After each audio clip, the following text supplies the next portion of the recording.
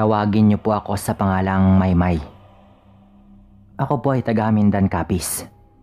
Pero hindi po ako dito ipinanganak. Galing po talaga kaming Mindanao pero dahil taga rito po ang nanay ko, lumipat po kami dito para sa panibagong simula. 15 taong gulang na po ako nung lumipat kami dito.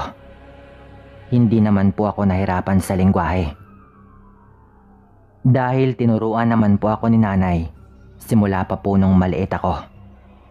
Kaya marunong po talaga ako noon pa man. Bakasyon po noon nung lumipat po kami. Kaya agad po akong in-enroll sa eskwelahan dito. Medyo nanibago po ako syempre pero ayos lang din po.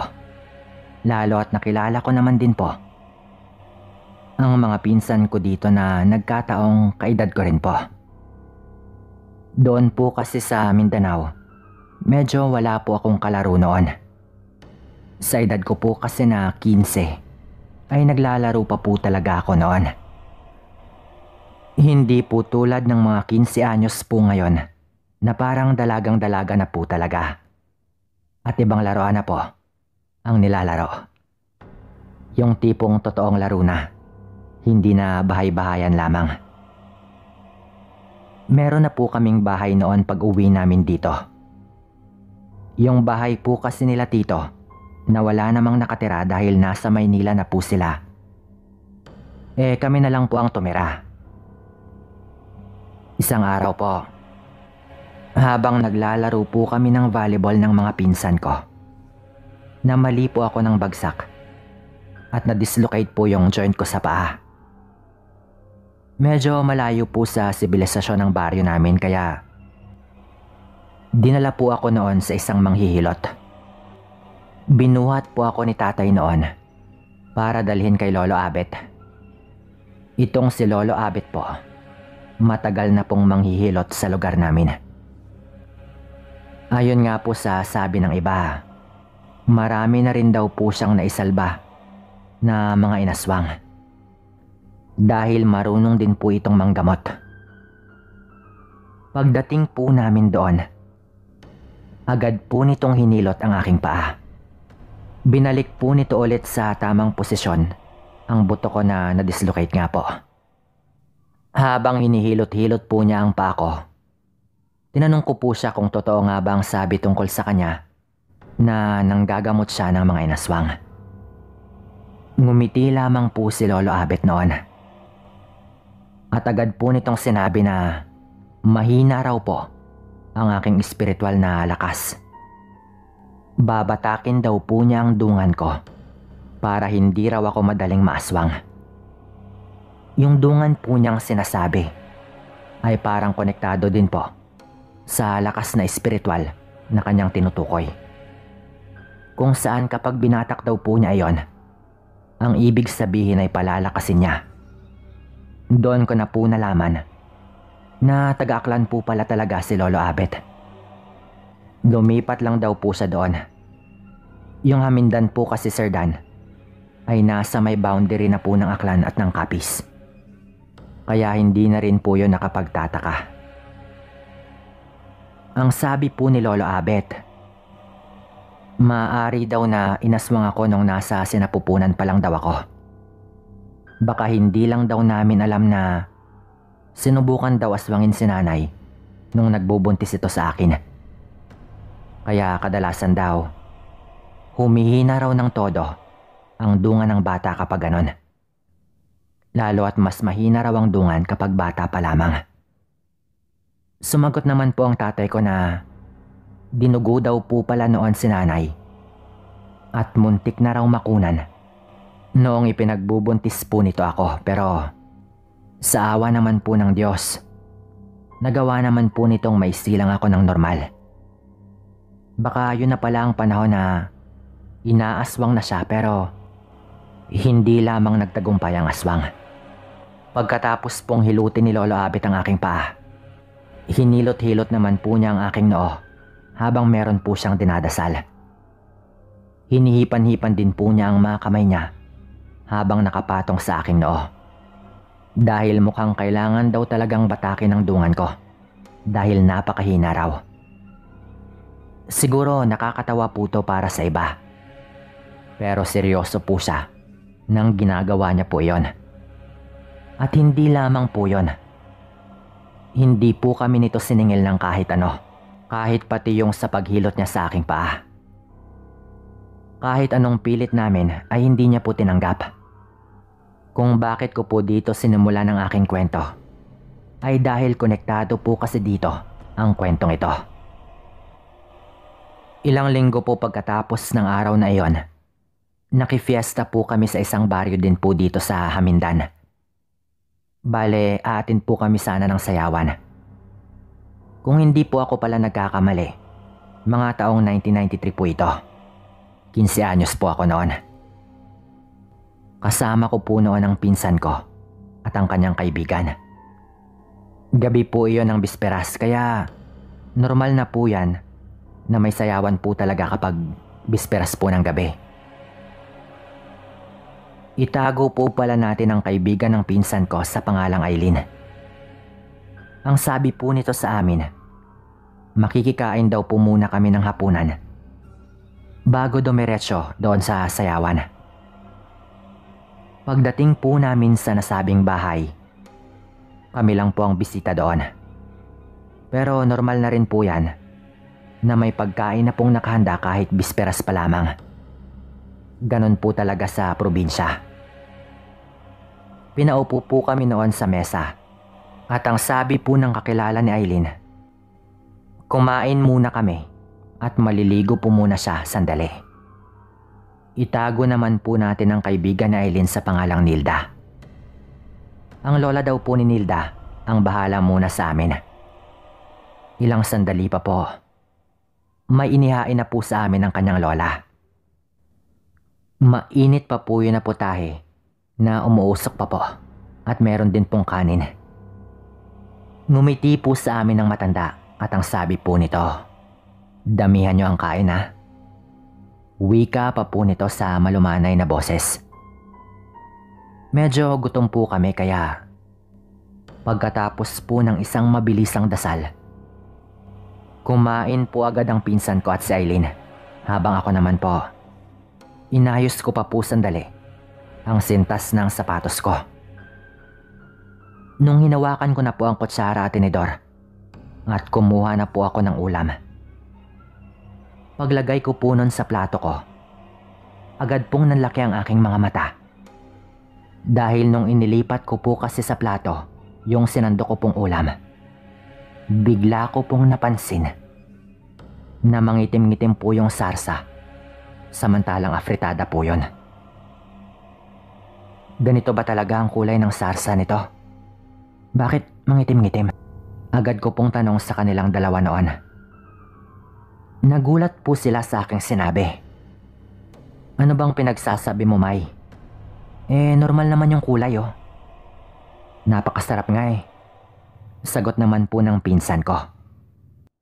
Pero kahit anong tingin po ang gawin ko doon, mangitim-ngitim po talaga yon sa aking paningin.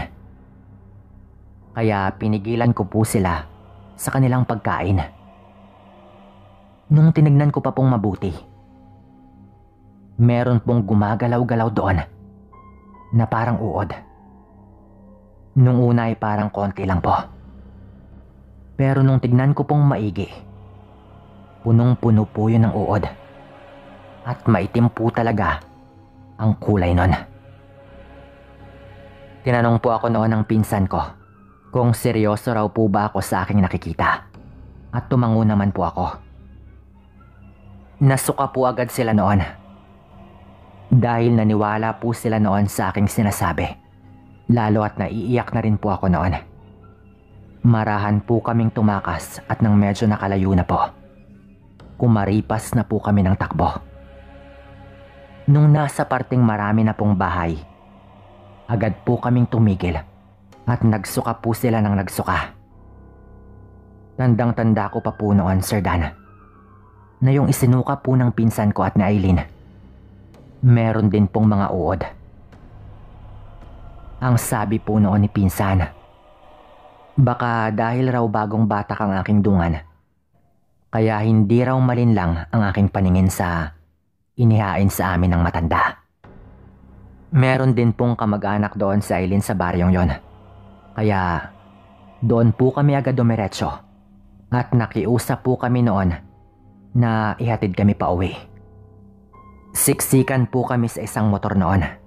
Bale, 4 po kami kasama na ang driver. Mabilis lang din po yon kasi karatig baryo lang po. Hindi pa man po kami nakakauwi. Nakaramdam na po si Aileen at si Pinsan ng paghilab at pagsakit ng kanilang mga tiyan. Pagdating po sa bahay, mabilisan po naming sinabi ang lahat. Pero namimilipit na po ang dalawa dahil sa labis na sakit. Iisang tao lang po ang naisip naming makakatulong noon. Walang iba kundi si Lolo Abet. Dumiretso po agad kami doon sa kanya ng mga oras po na yon. Bale, si tatay, ako at ang pinsan ko ang nasa isang motor. Habang yung naghatid naman po sa amin sakay si Aileen ang nasa kabila. Habang papunta po kami doon, Sir Dan, dinig na dinig po namin ang huni ng wakwak na parang sinusundan po nito kami. Mukhang hindi po niya inaasahan ang aming pag-alis noon at baka huli na po nang mapansin po nito.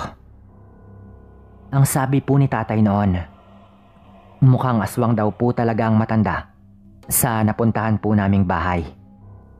Naririnig po talaga namin ang wakwak pero mabilis din po ang aming patakbo. Pagdating po namin doon, isang busina pa lang po ay bumukas na po ang pinto ni Lolo Abet. Habang papasok po kami, ang unang sabi po agad ni Lolo Abet, "Aba, mukhang may iba kayong kasama." Wika pa po nito. Sabay tumitingin-tingin po siya sa itaas ng mga puno. Agad po niya kaming pinapasok. At hindi pa man po kami nagkwento. May mga hinahalo na po ito na kung ano-anong gamot sa isang baso habang dinadasalan po niya iyon. May pinakain sa inyo, hindi ba? Pero itong si Maymay na binata ko ang dungan, malamang nakita niya ang tunay na itsura ng inihain sa inyo. Tama ba ako? Nakangiting wika pa po ni Lolo Abet noon. Yun nga po talaga ang paliwanag kung bakit hindi po nalinlang ang aking paningin noon. Pinainom po niya si Aileen at si Pinsan nang hinahalo niya kanina sa isang baso. Pagkainom po nila noon, muli po silang nagsuka. Ganon pa rin po. Maitim pa rin po yung sinusuka nila at meron pong gumagalaw-galaw na mga uod. Maliliit po yon. Kinuha po agad ni Lolo Abet ang lampara na may lamang gaas. At binuhusan po niya iyon ng gaas, sabay sinindihan. Napakabaho po ng amoy ng usok noon na nagmumula doon. Talagang mamimilipit ka raw muna sa sakit. At kapag hindi raw agad na ilabas yon sa iyong katawan, maaaring mahawaan ka raw ng pagkaswang. Pagkatapos po nilang magsuka, pinainom po sila ulit ni Lolo Abet at ilang sandali lang po. Parang pinahid lang daw po ang sakit ng kanilang tiyan. Maya-maya pa po, tumayo po si Lolo Abet at ang sabi po nito, "Mukhang matigas ang isang to. Nandito pa rin siya at ayaw pa rin umalis. Minamaliit yata ako nito." Galit na po na wika noon ni Lolo Abet. At meron po siyang isinuot na kwintas. Sabay kinuha po sa dingding ang nakasabit na buntot ng pagi. Pagbukas pa lang po niya ng pinto, bigla pong may lumipad mula sa puno sa malapit. At napakalakas po na huni ng wakwak ang agad po naming narinig. Tumawa lang po noon si Lolo Abet. Ang sabi po nito, "Natakot ka din pala ah. Kung hindi yun agad umalis, sinasabi ko sa inyo, magugulat na lang kayo at may malalaglag mula sa itaas ng puno." Walang laban ang mga aswang sa mga buhay na salita. At marami akong alam na ganon. Sambit pa po nito. Isa-isa po nitong ipinatong ang kanyang kamay sa mga noo po namin habang meron po siyang dinadasal. Ang sabi po niya, para makauwi daw kami ng ligtas, na walang aswang na makakagalaw sa amin. Mag-ingat raw po kami sa susunod. Ang sabi pa po noon ni Lolo Abet, meron daw po akong potensyal na maging isang manggagamot kung gugustuhin ko raw pong magpaturo sa kanya. Pero hindi ko po yun ginawa. Hindi ko po tinahak ang landas ng pagiging isang manggagamot dahil natakot po ako noon. Simula po noon, hindi na po kami nakikifiesta pa. Yung kaibigan po ni Aileen na si Nilda, hindi na po niya kinausap ang muli. Magpapadala pa po ako ng iba kung mapili po ito. Sana nga po ay mapili. Salamat po at hanggang dito na lang.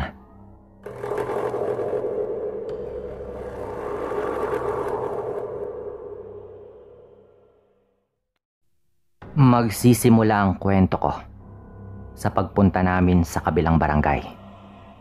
Kasama ko noon yung nanay at tatay ko at tuwang-tuwa po kami noon.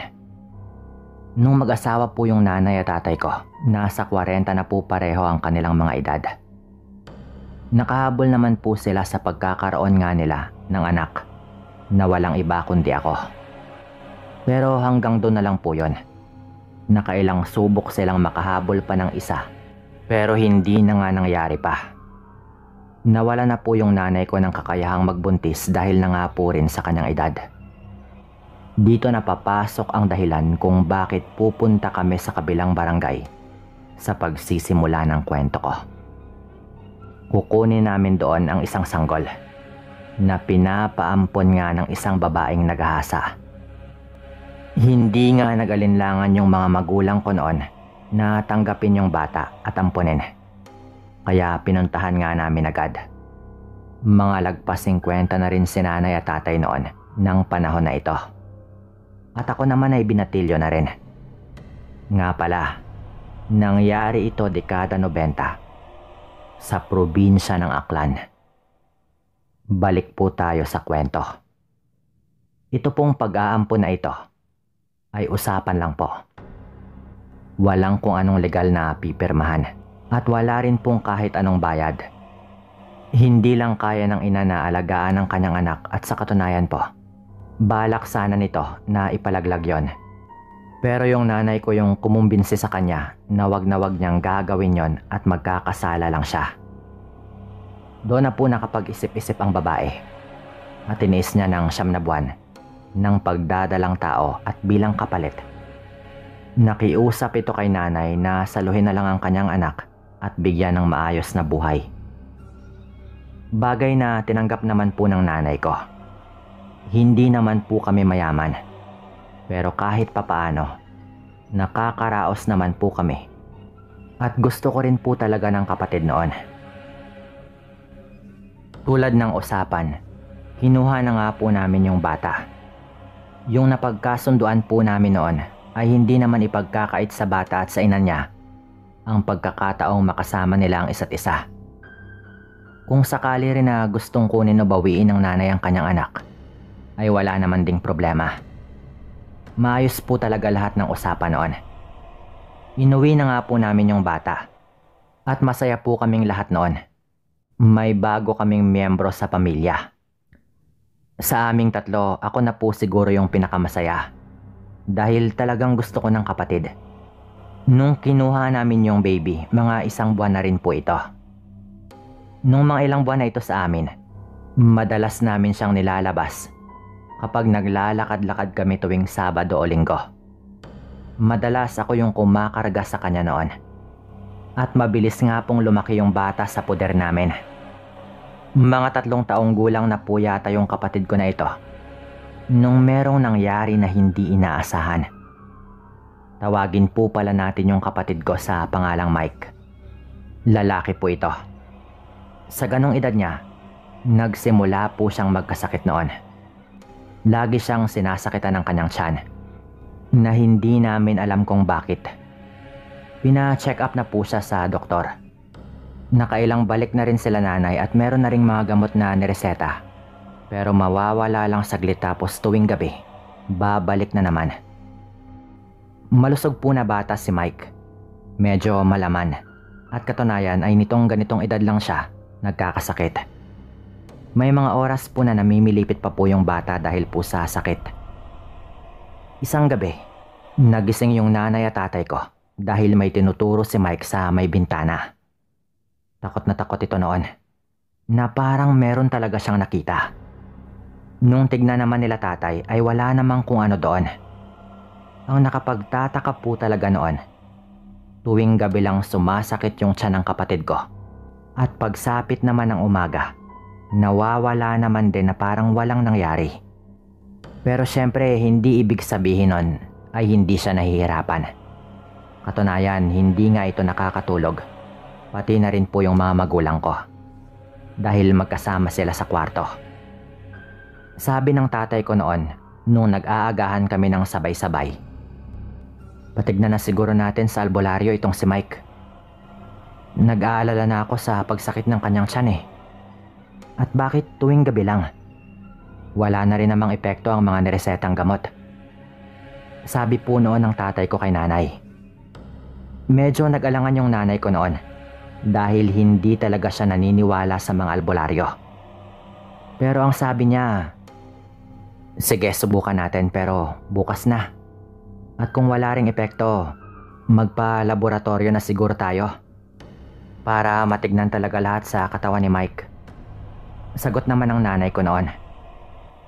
So yun na nga po. Balak na naming dalhin sa albularyo. Nga pala araw po ng Biyernes ang usapang ito. Kaya nga gusto ng nanay ko na kinabukasan na lang para sumakto sa araw ng Sabado, kung saan walang trabaho yung tatay ko at wala rin akong pasok. Nung hapon na at nakauwi na ako galing eskwela, nakipaglaro pa ako noon kay Mike at maayos naman ang kanyang lagay. Hindi mo makikitaan na merong kung anong sakit na iniinda.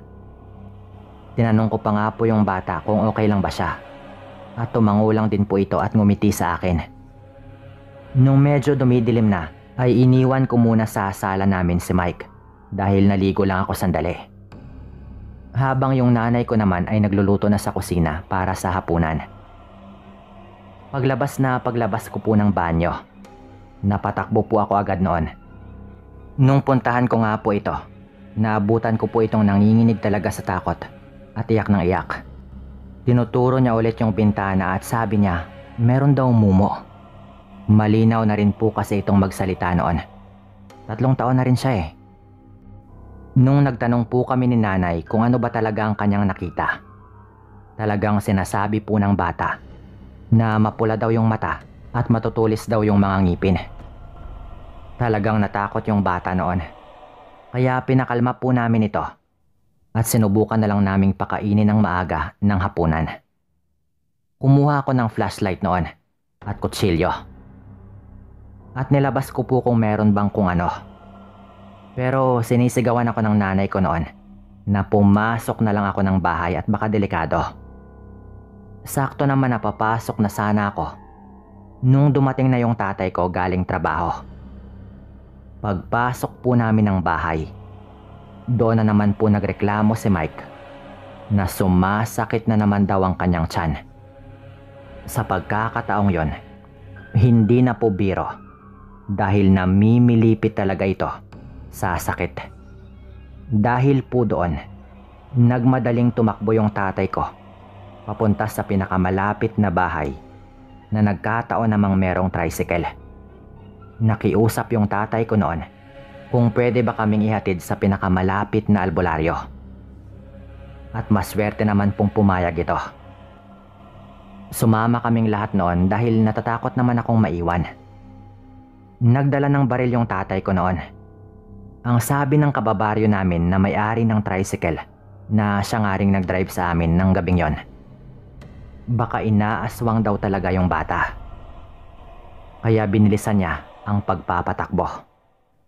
Bale ako, yung nanay ko at si Mike sa harap ng tricycle. Habang yung tatay ko naman yung nakaupo doon sa likod ng tricycle. Maya-maya pa ang sabi ng tatay ko, "Dalhin mo dito yung ilaw." Wika pa po nito noon, kaya agad kong inabot sa kanya yung flashlight. Inilawan ni tatay ang nasa likod, dahil parang may sumusunod daw sa amin. Hanggang sa nagulat na lang kami nung nagpaputok ito ng isang beses sa may puno ng niyog, na ayon sa kanya ay meron daw malaking ibon na palipat-lipat sa mga puno habang nakasunod sa amin. Ilang sandali pa, tumigil na ang tricycle dahil nandoon na daw kami sa bahay ng matandang albularyo. Ilang sandali lang ng pagtatawag namin at pinagbuksan kami ng pinto. Yung matandang albularyo mismo yung nagbukas. Pero nagtaka po kami noon, Sir Dan, at doon nakatingin yung albularyo sa taas ng puno sa may gilid ng daan. Ang sabi nito, nasundan daw kami. Tapos lalabas sana ito ng kanyang bakuran para lapitan ng puno. Pero bigla na lang pong may lumipad na malaking ibon mula doon sa puno. Nakita ko po mismo yon. Mukhang inaaswang yung dala ninyo. Sinundan pa nga kayo dito eh. Pero mukhang natakot rin agad. Wika noon ng matanda. At agad po niya kaming pinapasok. Nung tignan po nito si Mike, at meron itong mga binubulong-bulong habang hawak niya yung ulo ng bata, bigla na lang po itong nagsalita. "Aba, mukhang kamag-anak din ng nanay ng bata yung umaswang dito ah." Sabi po noon ng albularyo. Agad na umalma yung nanay ko. "Imposible po yan. Wala pong aswang sa pamilya namin." Sagot pa ni nanay noon. "Hindi naman ikaw yung nanay na sinasabi ko eh. Yung tunay na ina ng bata. Kamag-anak ng tunay na ina yung umaswang dito sa bata." Sagot pa po ng albularyo. Nagulat kaming lahat noon kung paano nito nalaman na ampon si Mike. Pero bago pa man kami magtaka ng tuluyan, sinabi na ng albularyo na ibinulong lang daw sa kanya ng katulong niya sa panggagamot, na hindi nga raw namin nakikita. Kaya raw agad niyang nalaman dahil meron palang gabay ang albularyo. Ang sabi pa nga nito, mukhang wala naman daw balak yung aswang na patayin yung bata. Pero sa amin daw yata ito galit. Pagkatapos po nun, ginamot na niya si Mike at meron itong pinainom na nawala naman yung sakit ng tiyan. May isinuot din siyang pangproteksyon sa bata. At pinayuhan kami nito. Napuntahan daw namin ang tunay na ina ng bata at baka doon namin malaman yung sagot. Binigyan pa nga niya kami isa-isa ng pangproteksyon. Kinaumagahan nga po niyan, pinuntahan namin ang totoong nanay ni Mike na tawagin na lang nating Ate Jane dahil hindi naman sobrang layo ng aming edad. Dahil naghahasa nga ito kaya nabuntis. Nung sabihin namin sa kanya ang nangyari, iisang tao lang ang pumasok agad sa kanyang isip. Walang iba kundi yung kanyang tiyahin, kapatid mismo ng kanyang nanay. Nalaman nga namin na gusto rin daw palang umampon kay Mike, pero kay nanay napili ni Ate Jane na ipaampon ang kanyang anak. Kaya raw hindi niya pinaampon sa kanyang tiyahin ay dahil nga sa parehong dahilan kung bakit kami napunta doon. Alam na raw pala nila na aswang nga talaga yung kanyang tiyahin. Kaya hindi niya kayang ipagkatiwala doon yung kanyang anak. Umiyak po si Ate Jane noon at niyakap niya si Mike at hingi rin siya ng hingi ng tawad sa amin. Ang sabi ng nanay ni Ate Jane, kakausapin daw niya ng masinsinan ang kanyang kapatid. Basta't wag raw naming puntahan at baka magalit palalo. Kaya umuwi na lang din po kami noon. Lalo at sinabi naman ng albularyo na hindi na raw magagalaw ng aswang si Mike dahil sa kanyang ibinigay na proteksyon. Mga ilang araw ang nakalipas, pumunta po sa amin si Ate Jane at yung nanay niya. Dala-dala ang balita na nagawa naman daw nilang pakiusapan yung kanyang tiyahin. Humingi rin daw ito ng tawad at nakiusap na hindi na raw siya manggugulo basta wag na naming ipagsabi ang tungkol sa kanyang pagkatao. Dahil doon ay naging maayos naman yung lagay ng kapatid kong si Mike. Sa ngayon po, may maayos na rin po siyang trabaho at sa katunayan, kinikilala naman po niya ang kanyang tunay na ina at tinutulungan din. May sarili na ring pamilya si Ate Jane, pero kung minsan, doon din nagbabakasyon sa kanila si Mike. Dala-dala din ang sarili na rin niyang pamilya. Ito po yung kwento namin. Paalam po at maraming salamat.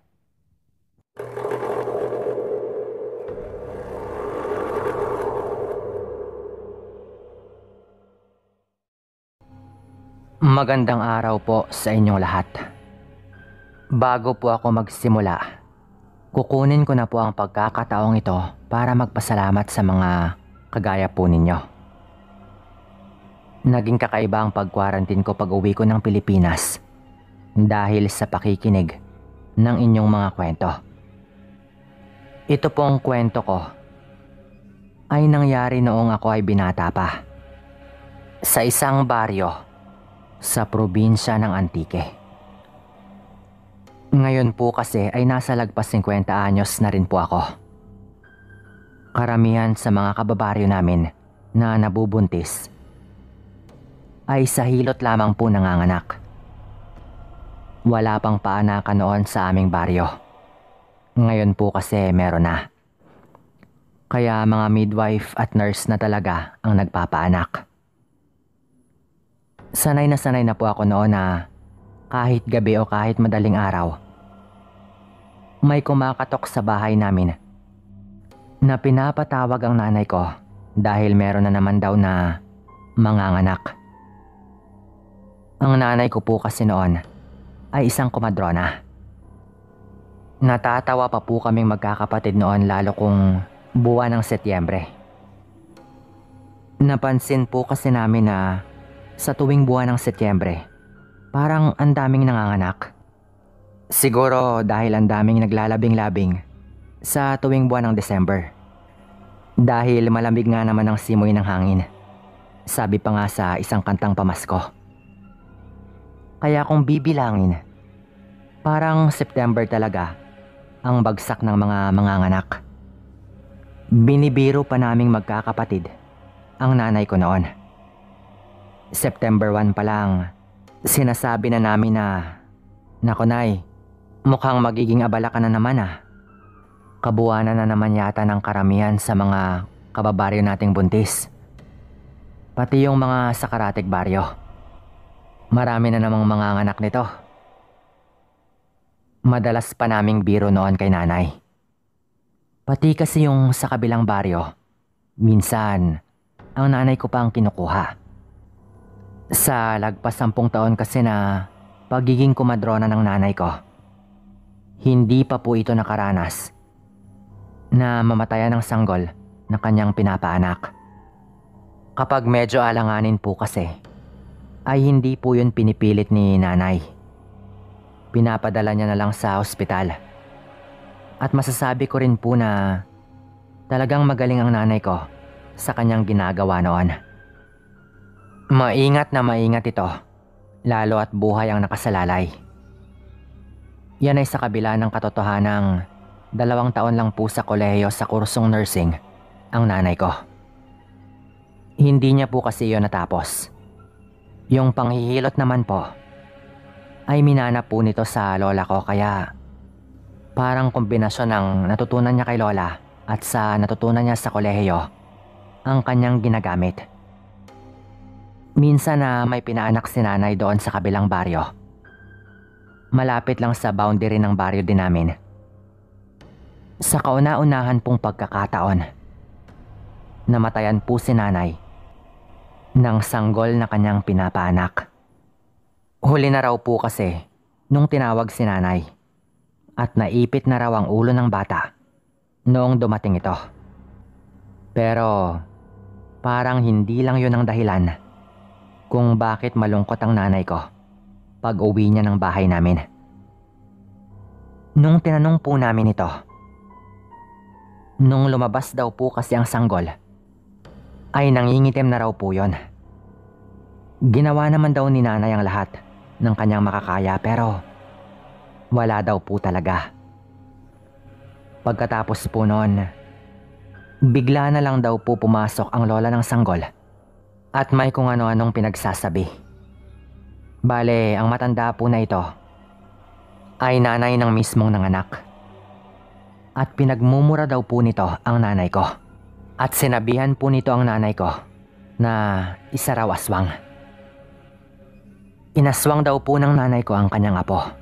Kaya nagkaganon.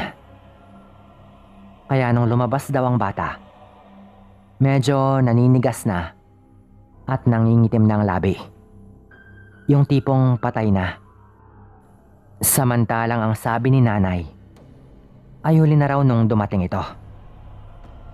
Medyo nakalabas na raw talaga ang ulo ng bata at naipit na raw yon.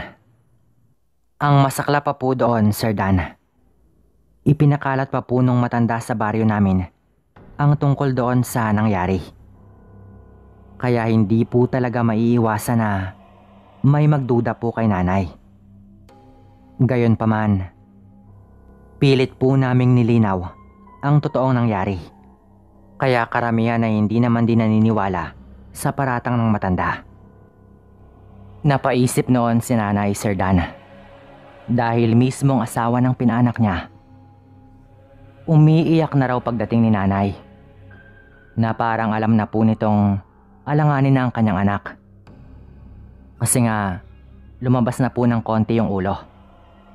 At naipit po yon sa puwerta ng nanay.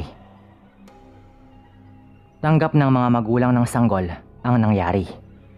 At maging sila humingi ng paumanhin sa pinagsasabi ng matanda.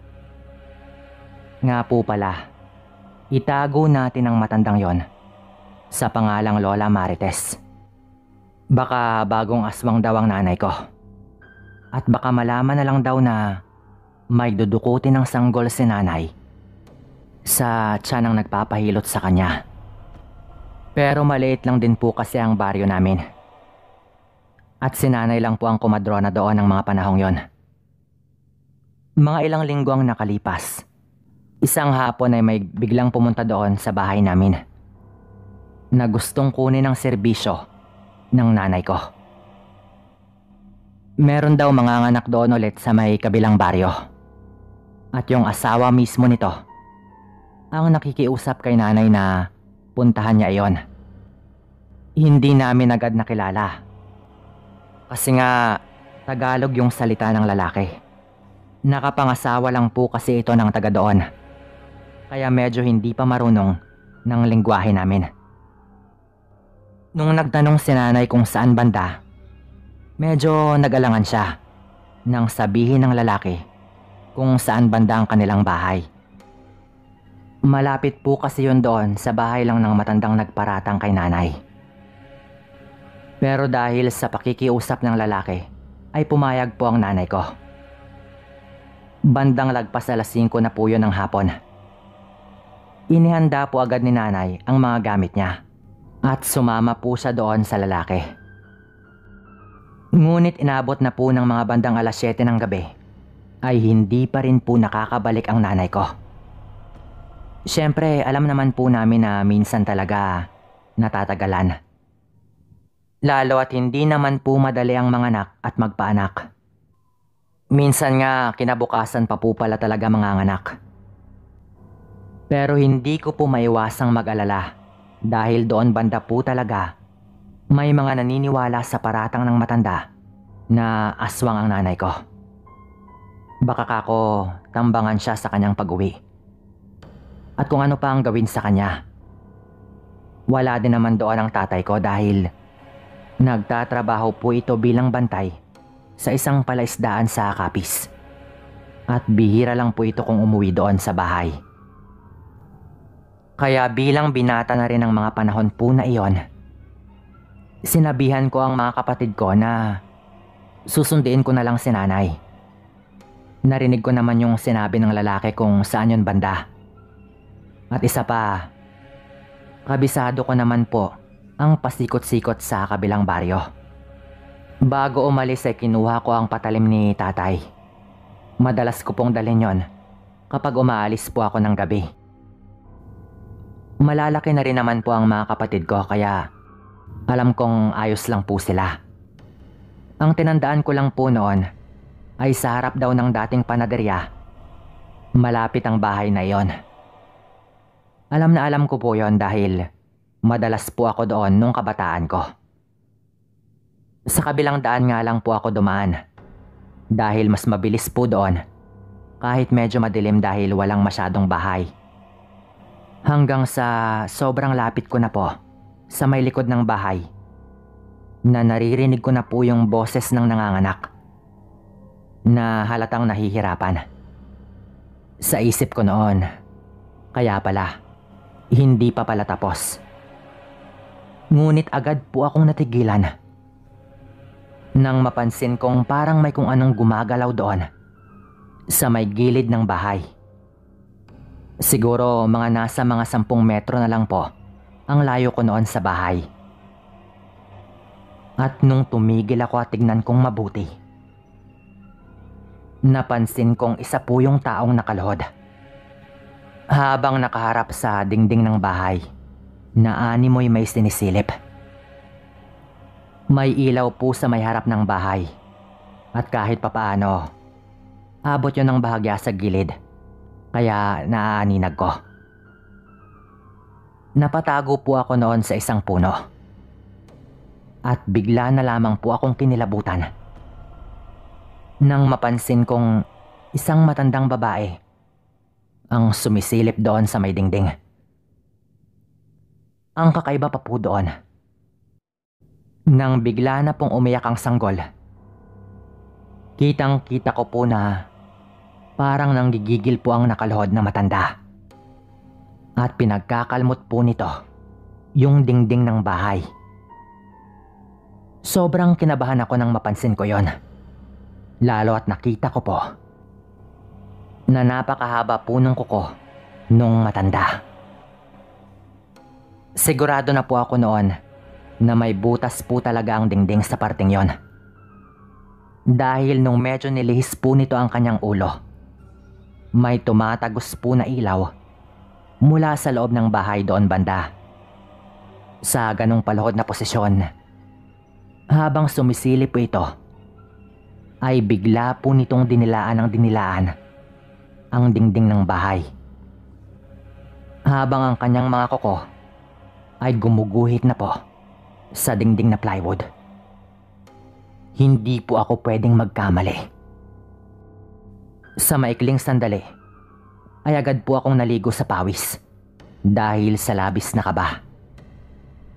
Gusto ko na pong tumakbo noon o sumigaw. Habang patuloy na dinidilaan ng matanda ang dingding ng bahay habang nakaluhod na parang takam na takam. Maingay po sa loob ng bahay dahil umiiyak nga po ang sanggol. At syempre, tuwang-tuwa po sila dahil bagong panganak. Kaya siguro ay hindi po nila naririnig ang ginagawa ng aswang sa dingding. Nung bigla po itong lumingon sa aking direksyon, napayuko po ako dahil doon ko na po nasigurado na aswang ang matanda. Yung mga pangil, yung mahabang dila, yung mga matang animoy nagliliwanag. Nakatingin lang po ito sa aking direksyon at bigla po itong dumapa. Alam ko pong sa punto po na iyon, nakita na po niya ako. Kaya agad po akong napasigaw. Aswang, Nay! May aswang dito! Nay! Takot na takot ko pong sigaw noon dahil nakakatakot po talaga ang mukha ng matanda. Nung ginawa ko po yon, parang hayop po yung tumakbo palapit sa akin. Dahil po doon, natalisod po ako noon sa malaking ugat ng puno at bigla po akong napaupo sa lupa. Gumagapang po ito at naglalaway kaya napabunot po ako agad sa dala kong patalim. Pero nung agad pong bumukas ang pinto ng bahay, mabilis po yung tumakbo sa madilim na parte. Mabilis po talaga yon, na walang mag-aakalang matanda ang babaeng yon. Nung lumabas po sila nanay, sinabi ko po ang lahat pati yung itsura ng matanda. Bago po ito tuluyang nagbago ng anyo nito. Yung buhok, yung katawan, yung suot, lahat po yon sinabi ko. Nanginginig po ako noon. Ngunit laking gulat po namin noon na may naiwang damit doon sa may damuhan. At ang mas ikinagulat pa po namin, kilala po ng asawa ng nanganak ang damit na iyon. Si Lola. Wika pa po nito, sabay banggit sa pangalan ng matanda, nga itinago nga natin sa pangalang Marites. Siyempre, parang tunay po na lola nila ang turing nila doon, dahil nga magkalapit lang po sila ng bahay. Nung mismo po na gabi po na iyon, pinuntahan po namin ang bahay ni Lola Marites, dahil sa pagpupumilit na din po ng aking nanay, dahil baka malilinaw na raw ang kanyang pangalan kapag pinuntahan namin. Nung nandoon na po kami, mismo ang anak po niyang babae ang nagkumpirma na sa nanay nga po niya ang damit na iyon. Isa po yung kulay asul na duster. Yun daw ang suot ng nanay niya nung araw na iyon. Pero nung lumabas po ang matanda, ay todo tanggi pa po ito. Hindi raw po niya alam kung paano yun napunta doon. Ngunit hindi po namin inaasahan na bigla na lamang pong umiyak ang kanyang anak. Ang sabi po nito, "Nay, tama na. Alam naming walang kinalaman ng kumadrona sa pagkamatay ng anak namin. Alam naming ikaw ang may gawa. Nung araw na iyon, kakaiba ang ikinikilos ninyo. Marami na kaming napansin. Kahit yung asawa ko, matagal nang sinasabi sa akin ang tungkol sa pagkatao mo. Ganun yung pagkakaalala ko po sa sinabi ng anak niya. Dahil maging sila raw, may mga napapansin na rin sa mismong nanay nila." Hindi po makasagot ang matanda noon. At sa halip, pinalayas po niya kaming lahat doon. Pati yung kanyang anak pinapaalis po nito. Kaya umalis na po kami. Aswang po talaga ang matanda. Balita po namin noon, lumayas po ang anak niya at ang kanyang asawa. At simula po noon, maraming naglabas ang mga nakasaksi sa kakaiba raw na ikinikilos ng matanda. Patay na po ang matandang yon. Pero alam po namin na siya po talaga ang may gawa sa pagkawala ng kanyang apo. Ang malaking tanong po namin noon ay kung sino ang nagmana sa kanyang pagkaaswang. Hanggang dito na lamang po ito. Maraming salamat po. Paalam.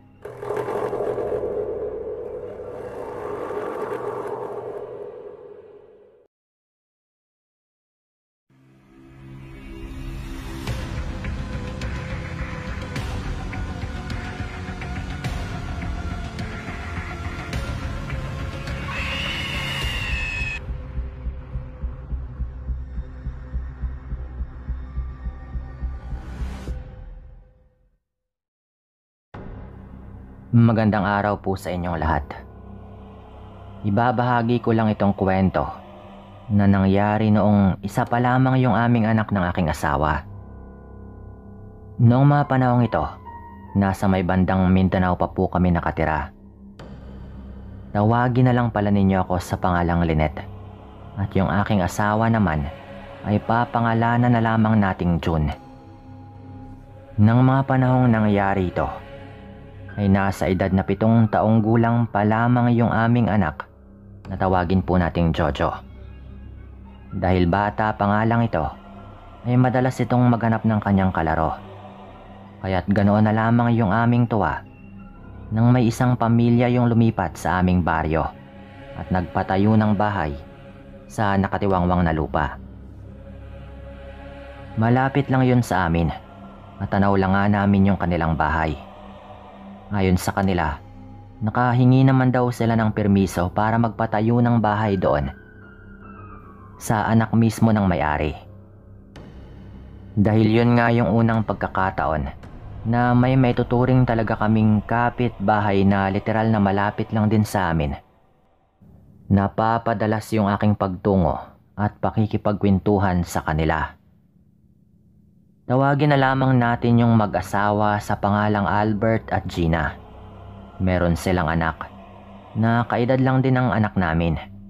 Natawagin na lang din natin sa pangalang Tonton. Dahil bagong lipat nga sila, sinamahan ko pa si Gina noon at ang kanilang anak na pumunta sa paaralang pinapasukan ng aming anak. Doon din kasi balak pag-aralin ng bagong kapitbahay yung kanilang anak. Kaya ganoon na lamang yung tuwa namin dahil mayroon ng makakalaro yung aming nag-iisang anak. Mabilis din silang nagkalapitan ng loob dahil nga madalas silang magkasama lalo na sa pagtungo sa paaralan at pag-uwi. Kita ko ring natutuwa yung anak namin dahil doon. Kaya sinasabihan ko siya na kung nais niyang makipaglaro kay Tonton ay malaya siyang pumunta roon. Ang tanging kondisyon ko lamang ay magpapaalam muna siya at huwag magpapagabi ng uwi kahit pa sabihing malapit lang yon. Siya nga pala, nag-abroad din noon yung asawa ko. Nagtrabaho ito bilang welder doon. Dahil doon, dalawa lamang kami ni Jojo yung nasa bahay. Bale, pagdating nga ng bago naming kapitbahay, mga ilang linggo lang siguro ay umalis rin yung asawa ko. Isang pagkakataon noon, nagpaalam nga yung aking anak na maglalaro lamang daw sila ni Tonton. Dahil araw naman ng Sabado yon at wala naman siyang natitirang mga takdang aralin, hindi na nga ako tumanggi pa sa kung ano mang nais nito at hinayaan ko na siya na makapunta sa kapitbahay namin. Naisip kong mainam nga yon dahil malilibang yung anak namin at malilihis yung kanyang atensyon at pangungulila sa kanyang ama sa pamamagitan ng pakikipaglaro kay Tonton. Noong mga panahong yon, ay naiwan ako sa aming bahay at napagpasyahan kong tapusin na lamang yung mga tatrabahuhin ko. Habang abala ko sa pagtatrabaho, iniisip ko yung aming anak at yung magiging kinabukasan nito. Naisip ko pa nga noon na sana'y mabuting impluwensya si Tonton sa aming anak nang sa gayon ay hindi ito mapariwara. Umabot ng 3:00 ng hapon at hindi pa rin nakakauwi itong anak namin. Naging madalas na nga noon yung pagdungaw ko sa bintana upang pagmasdan ang kanyang pagdating. Subalit umabot na nga ng 4:00 ay hindi pa rin ito nakakauwi. Dahil malapit lang din yung bahay ni Gina sa amin, ay hindi naman ako nabahala talaga tungkol sa kaligtasan ng aking anak. Ang tanging sabi ko pa sa aking sarili noon ay baka nawili lamang ito sa pakikipaglaro kay Tonton. Siguro kapag tuluyang madilim na yung paligid, ihatid naman nila si Jojo rito. Bulong ko pa nga noon sa aking sarili habang panay yung pagdungaw sa bintana. Noong mga panahong yon, abala ko sa pagluluto ng aming magiging hapunan. Dahil doon ay hindi ko na nga inisip pa yung anak namin dahil alam kong uuwi naman ito. Inisip ko pa na kapag hindi pa talaga ito makauwi, ay pupuntahan ko na lamang siya kina Gina. Subalit dumating nga yung mga 6:00 na ng gabi at medyo madilim na nga yung paligid, pero hindi pa rin nakakauwi yung anak namin. Masyado akong naging kampante noon. Dahil nga malapit lang din. Nakaluto na ako ng hapunan noon. Kaya naisipan kong bumaba sa aming bahay at tumungo na nga kina Gina. Malayo pa lamang ako ay narinig ko na yung tawanan ng aking anak at ni Tonton. Kaya naman pala ayaw umuwi. Nasisiyahan kasi sa kanyang kalaro. Bulong ko pa sa aking sarili at nagpatuloy sa aking paglalakad. Nasa kalagitnaan ako ng paglalakad nang makaramdam ako na parang merong nakamasid sa akin. Dahil malamlam nga yung liwanag ng flashlight na aking dala noon, ay hindi ko nagawang makita yung buong paligid kahit nailawan ko pa yon. Dahil doon, isinawalang bahala ko na lamang yung nasabing bagay at itinoon na lamang yung aking pansin sa aking dinadaanan. Noong tuluyan akong makalapit sa bakuran ni Gina, ay tinawag ko na nga yung aking anak. Subalit kahit nakailang tawag na nga ako, ay hindi pa rin ito sumasagot. Naisip ko noon na baka hindi gaanong naririnig yung pagtawag ng tao mula sa labas dahil saradong-sarado nga yung kanilang bahay. Kaya naisipan ko na sanang dumaan sa likuran ng kanilang bahay at doon na nga tawagin yung anak ko.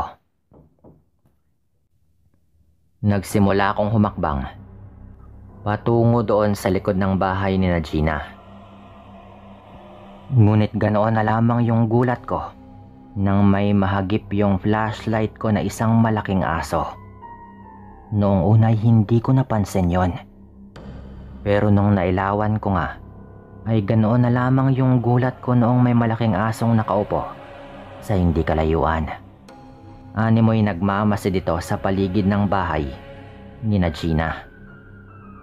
Noong mga panahong yon, iniisip ko na baka mabangis yon. Kaya natakot nga ako noon. Gawa noon, minadali ko na nga yung paglalakad at pilit na isinawalang bahala yung asong yon hanggang makarating na nga ako sa may likod ng bahay ni Gina. Nung naroroon na nga ako, napalingon pa ako sa aking dinaanan at halos mapaigtad ako sa takot nang makita kong nakatitig sa akin yung malaking aso at nagbabaga yung kanyang mga mata. Pinatay ko pa nga noon yung ilaw at tinitigan ng maigi yung asong yon. At dahil doon, nakumpirma ko nga na nagbabaga talaga yung kanyang mga mata. Bakit kaya nagbabaga yung kanyang mga mata? Tanong ko pa nga noon sa aking sarili. Wala pa akong ideya noon kung ano talaga yung asong yon. Kaya hindi nga ako natakot ng sobra. Hinayaan ko na lamang siyang nakaupo roon at nagpa siya akong magpatuloy sa paglalakad patungo doon sa likod ng bahay ni Gina. Nung naroon na nga ako ay tinawag ko nga yung aking anak at sa kabutihang palad, dumungaw naman sa akin yung asawa ni Gina. Pinakyat ako nito sa kanilang bahay at sinabing naghahapunan na nga yung anak ko roon. Sinabihan nila akong sumabay na nga sa kanila pero tumanggi ako at sinabing nakapagluto na rin ako sa bahay.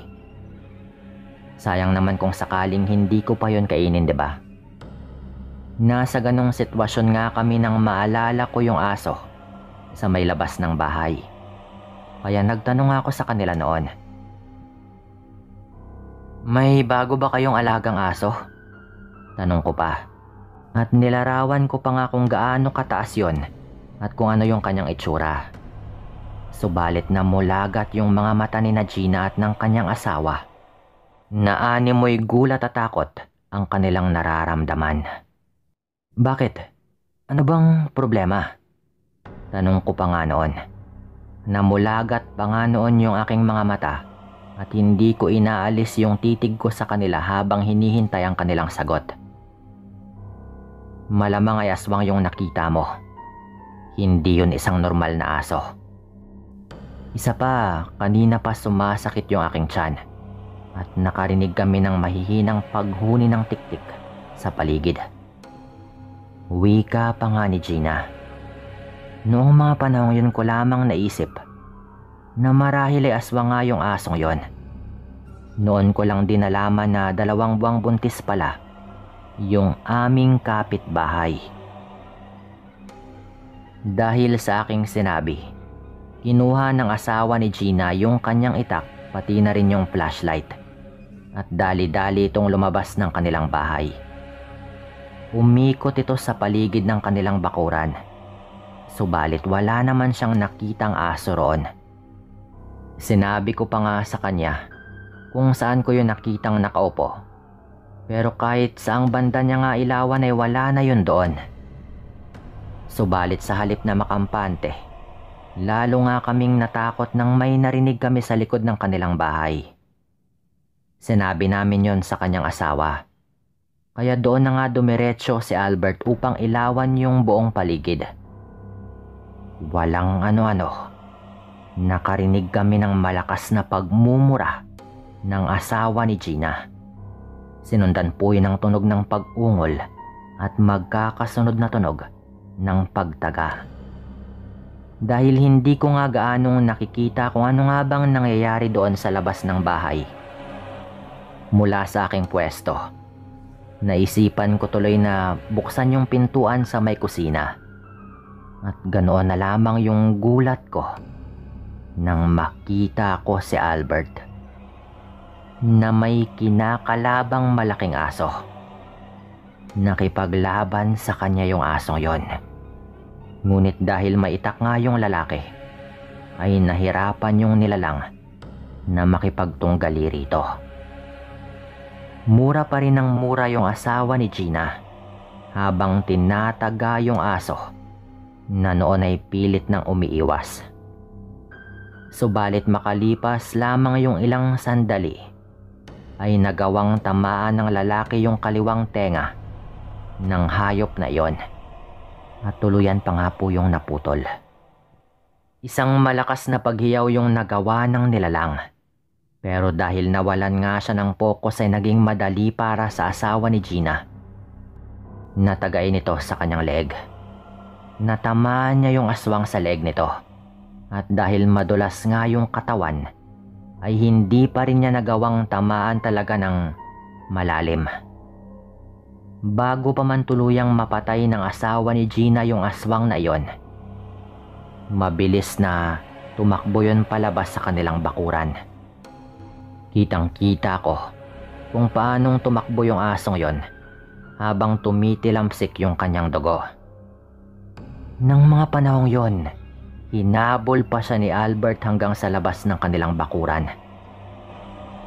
At nang tuluyan na ngang makalabas sa kanilang bakuran, sinigawan pa nga nito yung aswang na iyon at binantaan na sa oras na bumalik pa ito, ay hindi na nga niya bubuhayin pa yon.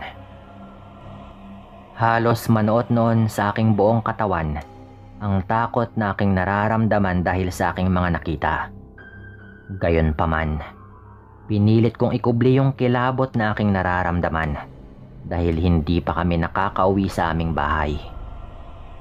Bago tuluyang makabalik sa loob ng bahay yung asawa ni Gina, ay umalis na nga rin ako sa aking pwesto at bumalik sa aking anak. Hindi ko na muna ikwento sa kanila yung nangyari at hinayaan ko na si Albert na lamang yung magpaliwanag sa kanila kung ano nga bang nangyari.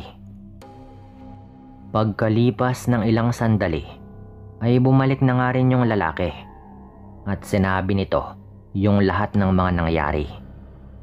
Kita ko pa noon yung galit sa kanyang mukha habang nagkukwento patungkol sa ginawa niya doon sa nilalang. Nalaman ko rin na ilang gabi na ring pabalik-balik yung nasabing aswang sa may labas ng kanilang bahay. At noong gabing yun lang din, nagkaroon ng lakas ng loob na pumasok yung aswang sa kanilang bakuran, ayon pa nga sa kanila. Naisip ko rin noon na marahil ay sinundan nga nito ako nang tumungo ako sa likod ng bahay ni Gina. Huwag lamang magkakamaling babalik yung asong yun dito. Titiyakin kong pupugutan ko siya ng ulo at wala akong pakialam kung sino pa siya. Wika pa nga ng asawa ni Gina.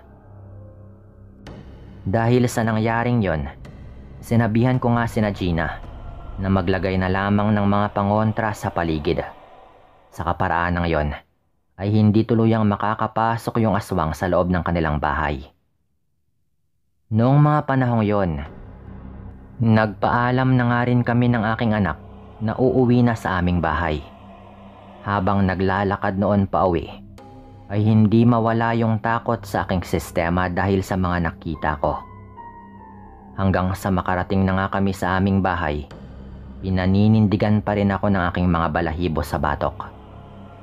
Hindi ko inakala na makakakita ko ng aswang na nakaantabay sa may labas ng aming kapitbahay. Sa takot ko na baka sinundan din kami ng nilalang, naglagay na nga ako ng bawang sa aming mga bintana at pati na rin asin.